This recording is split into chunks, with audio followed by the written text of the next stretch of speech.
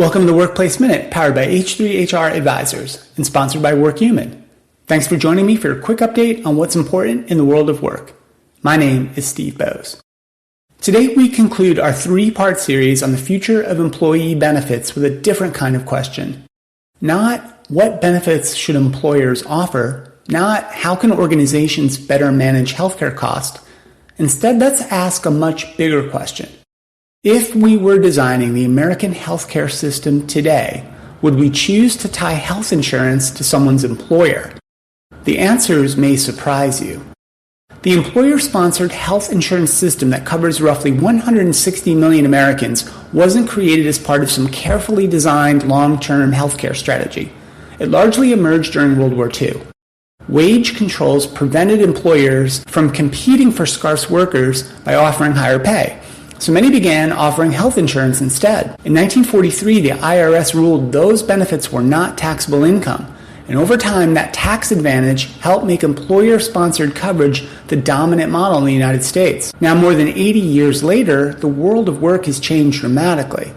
People change jobs much more frequently. Millions work as contractors, freelancers, gig workers. Small businesses drive much of the nation's innovation. People's careers are longer, they're more flexible, and they're less linear than they were back in the 40s and 50s. Yet healthcare remains tied to employment.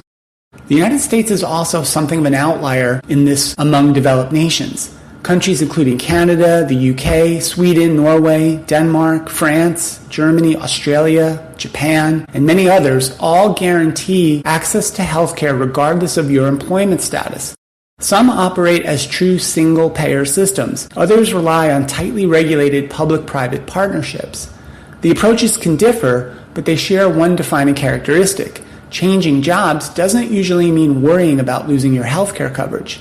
And that distinction has enormous implications for workers, for employers, and the broader economy. Today, millions of Americans experience what economists call job loss.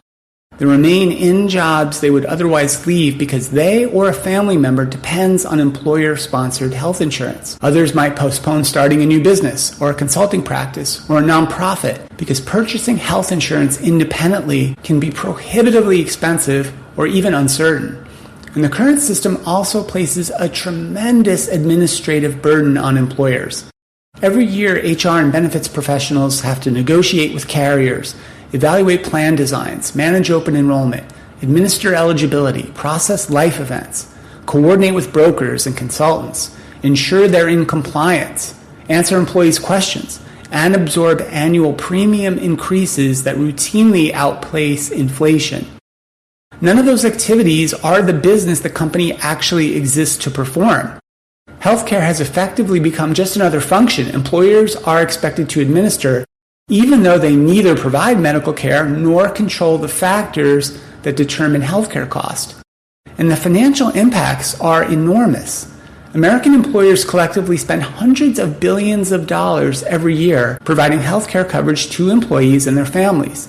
Those costs influence hiring decisions, wage growth, pricing strategies, and investment decisions across nearly every industry. And despite that extraordinary spending, the United States continues to spend substantially more on healthcare as a share of its economy than any other developed country, while often producing poorer outcomes on measures like life expectancy, chronic disease, maternal mortality, and preventable death.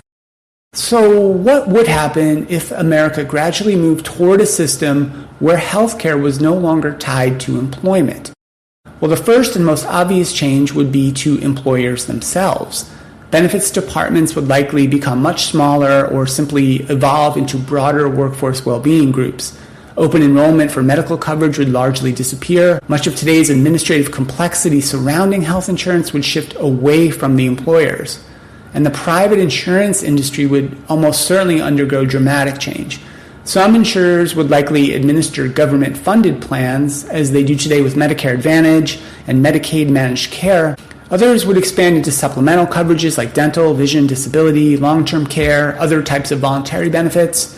The industry probably wouldn't disappear, but its role would certainly change. Compensation strategies would also evolve as well. Many economists argue that over time, a meaningful portion of what employers currently spend on health insurance would likely be returned to employees in the form of higher wages, better retirement contributions, expanded paid leave, additional learning opportunities, or other benefits that employers could tailor to attract talent. Now, exactly how much would depend on tax policy, labor markets, and how these transitions are structured. But the dollars currently devoted to healthcare would not simply vanish from the economy. And federal policy would have to undergo one of the largest transformations in U.S. history. Taxes would almost certainly have to increase to finance universal coverage. And at the same time, employers would no longer pay insurance premiums at today's levels. Employees would no longer contribute their share of premiums, and many households would see dramatic reductions in deductibles, copays, and other out-of-pocket costs.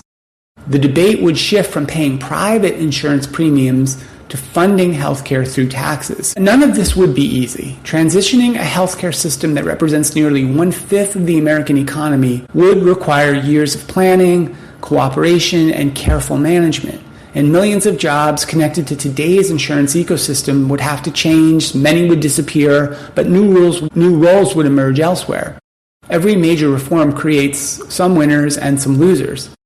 But perhaps the more important question isn't whether such a transition would be difficult, it's whether the current system still reflects the realities of today's economy. The workforce has changed, the way we build companies has changed, technology's changed, healthcare itself has changed. Perhaps it's high time we change the way we pay for healthcare as well in this country.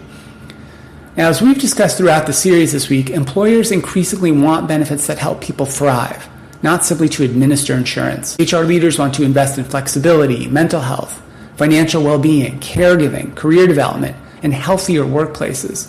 Those are areas where employers can create unique value for their people. Healthcare, however, may be different. Maybe ensuring that every American has access to affordable healthcare shouldn't depend on where they work, whether they change jobs, whether they want to start a business, or whether their employer can afford another year of rising premiums. Whether America ultimately adopts a single-payer system, some sort of public-private hybrid, or maybe another approach entirely, I believe one thing is becoming increasingly clear. The healthcare system we inherited from the 1940s was designed for a different economy, a different workforce, and a different America. The question facing us now is whether we're willing to design one that's better suited for the future. That's it for the show today, and thanks for joining us this week for our Benefits in 2027 and Beyond series. And a big thank you to WorkHuman for supporting the Workplace Minute. Be sure to subscribe to the HR Happy Hour Network on YouTube or wherever you get your podcasts. I'm Steve Boese, and this has been the Workplace Minute from H3 HR Advisors.